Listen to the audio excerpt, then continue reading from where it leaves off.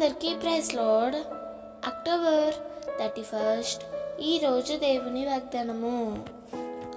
యెహోవా తన ప్రజలకు బలమును అనుగ్రహించును. యెహోవా తన ప్రజలకు సమాధానము కలుగజేసి వారిని ఆశీర్వదించును. కీర్తనలు 29:11. ఆనాడు గిలాదు వాడైన యెఫ్తా వేశ్యకు పుట్టాడని సొంత వారే ఇంటి నుండి బయటికి త్రోసివేస్తారు.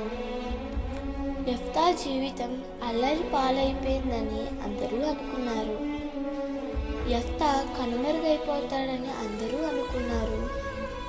కానీ దేవుడు ఎవరైతే యెఫ్తాను బయటికి పంపారో వారే యెఫ్తా దగ్గరికి వచ్చి యెఫ్తాతో సమాధానపడి యెఫ్తాను నాయకునిగా ఎన్నుకుంటారు.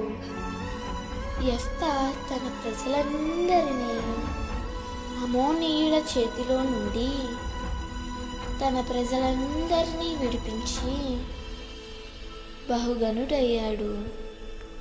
యెఫ్తా జీవితం ఇలా ఉన్నత స్థితికి రావడానికి కారణం ఒక్కటే.